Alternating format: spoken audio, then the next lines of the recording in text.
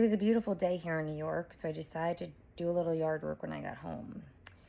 I missed some leaves before the snow came, so I decided to clean them up. But then I decided I was going to get on the ladder and clean the front gutter to make sure that I don't have any leaves left over from the fall, which I did. Not a lot, thankfully. So I cleaned them out, and I am thankful for that. However, I'm more thankful for the opportunity to push myself outside my comfort zone. Well, I'm not afraid of heights. I am afraid of falling off a ladder, but I still accomplished the goal of cleaning up the gutter. What I've realized along the way of my personal growth journey is that it's important to continue to push myself outside of my comfort zone. The more I do it, the more I'm growing and the more I'm showing myself that I can do hard things. I don't need to shy away from something because it's scary. And that's just a whole new level. When I started the personal growth journey, I did a lot of inner work.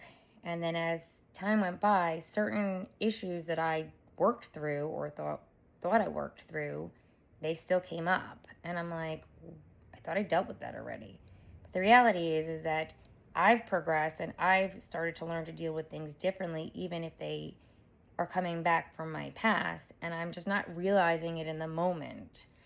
So personal growth, once you get on that journey, it can really kind of mess with your brain sometimes. At least it has for me, because it's like I make progress and then all of a sudden something happens and I'm forgetting that I am dealing with it better than I used to in a previous version of myself.